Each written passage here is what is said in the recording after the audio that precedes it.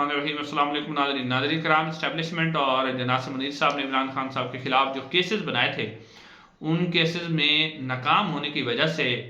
और जिस तरह के हरबे इस्तेमाल किए गए पाकिस्तान तहरीक इंसाफ को तोड़ने के लिए, वो सारे हरबे नाकाम होने के बाद जो फ्रस्ट्रेशन है, परेशानी है, मुश्किलात है, वो वाज़ेह तौर पर एस्टेब्लिशमेंट के अंदर नज़र आ रही है। हालांकि उन्होंने पूरी कोशिश की इमरान खान साहब को क्रश करने की, कुचलने की, लेकिन उसके बावजूद जो है उनकी परेशानियां साफ तौर पर ज़ाहिर हो रही हैं। और इस परेशानी का इजहार उन्होंने किया है सलीम साफ़ी साहब के साथ। सलीम साफ़ी साहब ने एक कॉलम लिखा है और उस कॉलम के अंदर उन्होंने बताया कि जनाब मुनीर साहब कितने परेशान हैं और ख़ास तौर पर सोशल मीडिया के हवाले से उन्होंने क्या कहा है वो आपके सामने रखते हैं कि सलीम साफ़ी साहब ने क्या है। उसके अलावा नाज़रीन बुशरा बीबी के हवाले से खबर आ रही है कि उन्होंने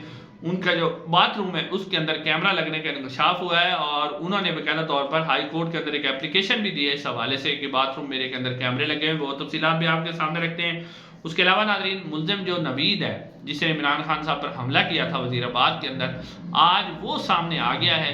और उसके सामने आने की क्या वजह थी ये भी बहुत ही अहम है कि क्या वजह है कि 1.5 साल के बाद यकदम उसकी तस्वीरें सामने आ गई। और उसके अलावा जो है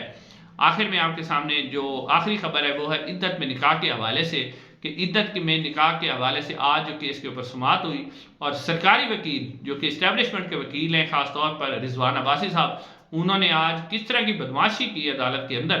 कि अदालत और जज जो है वो बेचारे देखते रह गए और किसी किस्म का कोई एक्शन ना ले सके। तो सबसे पहले जनाब मुनीर साहब का पैगाम जो उन्होंने सलीम साफ़ी साहब के ज़रिए दिया है, उससे पहले मैं आपके सामने इद्दत में निकाह के केस के हवाले से थोड़ी सी तफसीलात रख देता हूँ। नाज़रीन, इद्दत में जो निकाह का केस है इसकी ईद से पहले भी समाअत हुई थी और 2 समातें हुई थी, बल्कि ज़्यादा भी हुई थी, लेकिन 2 समातें ख़ास तौर पर उस पर जो है जो इमरान खान साहब के वकील हैं सलमान अकरम राजा साहब, उन्होंने जज साहब से कहा था कि आप इस सज़ा को जो है वो मुअत्तल कर दें ताकि ईद पर जो है बुशरा बीबी रिहा हो जाए। उन्होंने कोई अपना मेडिकल चेकअप करवाना है,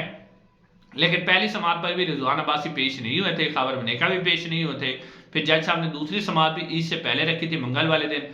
उसके ऊपर भी जब रिजवान अब्बासी साहब पेश न हुए तो सलमान अकरम राजा साहब ने बार बार कहा कि जज साहब आप इस जो है दरख्वास्त ये सुन लें और अपील जो है सज़ा मुअत्तल कर दें ताकि बुशरा बीबी रिहा हो सके। लेकिन जज साहब जो हैं शायद उनके ऊपर प्रेशर था,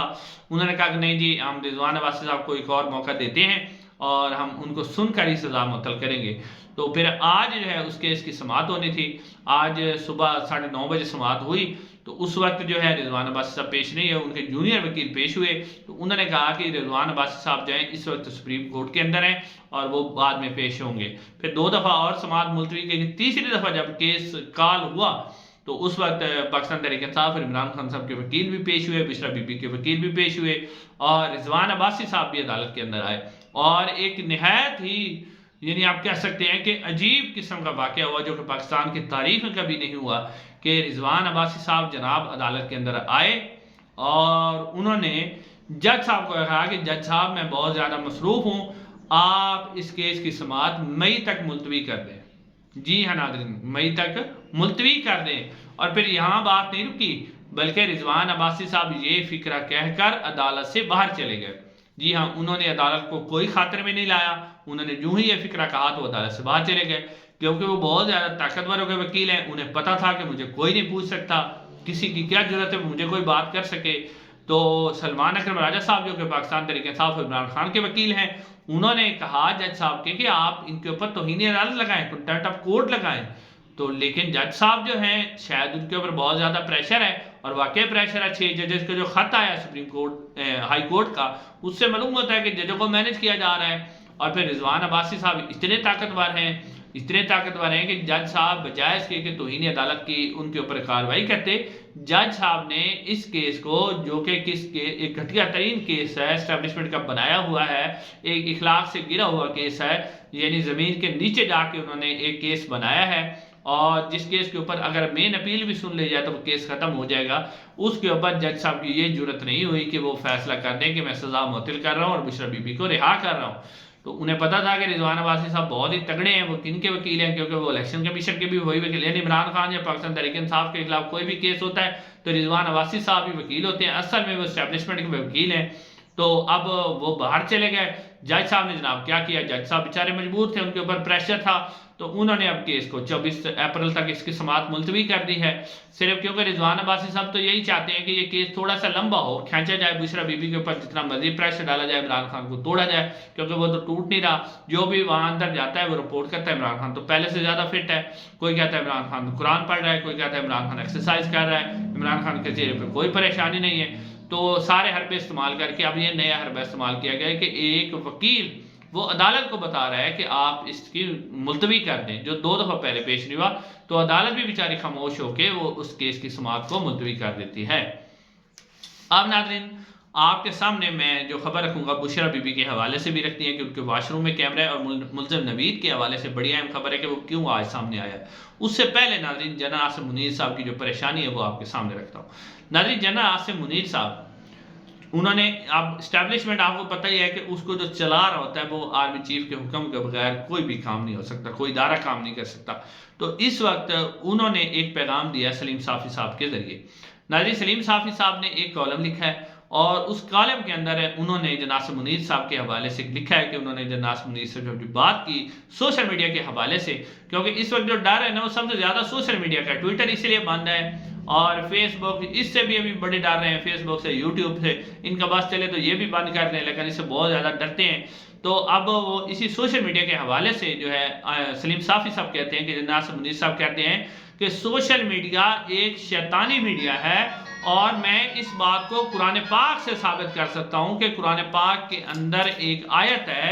जिसके अंदर अल्लाह ताला ये कहता है कि अल्लाह ताला ये फरमाता है कि कोई भी खबर अगर आपको मिले तो आप उस खबर की तहकीक कर लिया करें, और सोशल मीडिया जो है वो बगैर तहकीक के, और बल्कि वो कहते हैं कि सोशल मीडिया के अंदर तहकीक का ऑप्शन ही नहीं है, सिर्फ कट पेस्ट कॉपी पेस्ट का ऑप्शन है और फॉरवर्ड का ऑप्शन है, उसके अलावा नहीं है। नाज़रीन ये बात जनाब आसिम मुनीर साहब कह रहे हैं कि सोशल मीडिया शैतानी अमल है और कुरान पाक से हवाला दे रहे हैं। ठीक है, अच्छी बात है, कुरान पाक से उन्होंने हवाला दिया, लेकिन अब उनसे ये भी तो सवाल बनता है कि किस तरह आप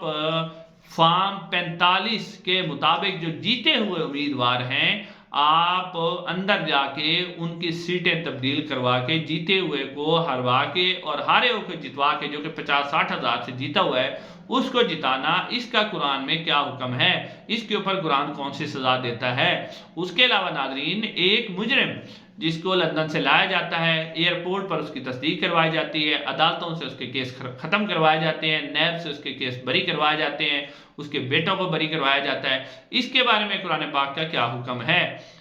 9 मई में मुलव्वस अफराद जो कि बेगुनाह हैं, ख़वातीन हैं, मर्द हैं, उनको उठाया जाता है, उनके ऊपर केसेस बनाए जाते हैं, झूठे केसेस बनाए जाते हैं, लोगों के घर में छापे मारे जाते हैं, बच्चों को अगवा किया जाता है, ख़वातीन को अगवा किया जाता है, बदतमीजी उनके साथ की जाती है। इसके मुतालिक भी सवाल होना है कि इसके मुतालिक कुरान पाक के अंदर क्या हुक्म है, क्या कुरान पाक इस चीज़ के करने की इजाज़त देता है जो लोग आप कर रहे हैं। इस वक्त जिस तरह का इद्दत का निकाह का केस बनवाया गया और फॉर्म 47 के मुताबिक मरियम नवाज साहब को जेली वज़ीर आला बनाया गया, जेली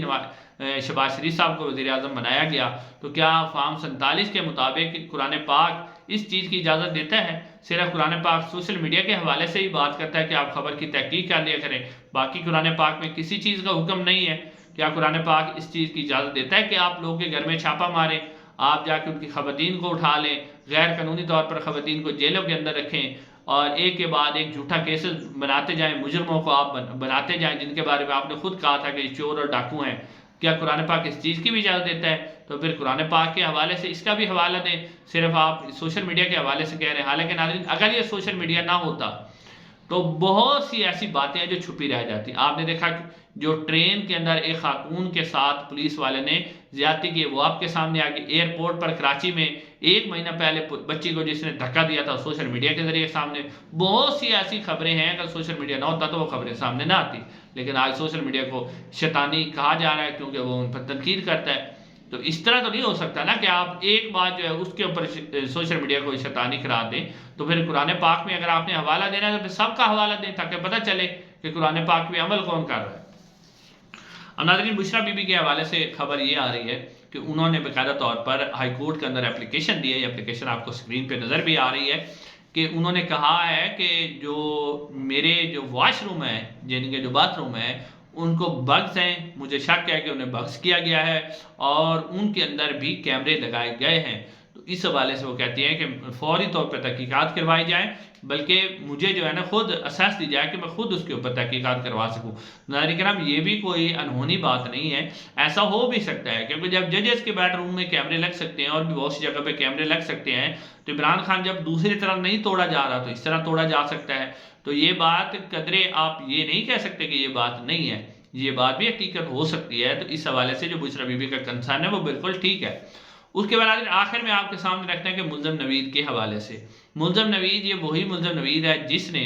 عمران خان کے اوپر وزیر آباد میں گولیاں چلائی تھی۔ آپ نے دیکھا کہ اتنی دیر تک اس کے متعلق کوئی خبر نہیں آئی، کسی قسم کا معاملہ اس کا سامنے نہیں آیا، لیکن آج اچانک سے وہ عدالت کے اندر پیش ہوا، جس کے بعد اس کی تصویریں، ویڈیوز جاری کی گئی۔ یہ تصویر آپ کو اسکرین پہ نظر آ رہی ہے، اور اس تصویر کے اندر آپ دیکھیں کہ ملزم نوید جو کہ 1.5 سال سے پولیس کی کسٹڈی میں ہے، وہ بالکل صحت مند ہے اور اس کے چہرے پر کسی قسم کی پریشانی نہیں ہے، کوئی گھبراہٹ نہیں ہے، کسی قسم کی مشکلات نہیں ہے، وہ ایسے لگ رہا ہے جیسے کہ فریش ہے۔ تو ایک بندہ جو 1.5 سال تک جیل میں رہے وہ اتنا صحت مند ہو، بلکہ پہلے سے بھی صحت مند ہو گئے۔ یہ آپ پہلے والی بھی ایک سائڈ پہ تصویر دیکھ رہے ہیں اور آپ والی بھی تصویر دیکھ رہے ہیں۔ پہلے جب اس کی تصویر تھی اوریجنل، اس میں وہ کمزور تھا، لیکن آج وہ طاقتور ہے بالکل۔ اس کا مطلب ہے کہ اس کو خاص پروٹوکول میں رکھا جا رہا ہے، اس کے اوپر کوئی پریشر نہیں ہے، نہ ہی وہ جیل میں ہے، کسی سیف جگہ پر رکھا گیا ہے۔ باہر کیونکہ اس کو لایا نہیں جا سکتا، کیونکہ اگر باہر لایا جائے گا تو پھر سوشل میڈیا ہے وہ اس کی تصویریں دکھائے گا کہ اس نے جناب سابق وزیر اعظم پر حملہ کیا اور ملزم جو ہے کھلا چھوڑا ہے، ویڈیو ثبوت موجود ہے، اس کے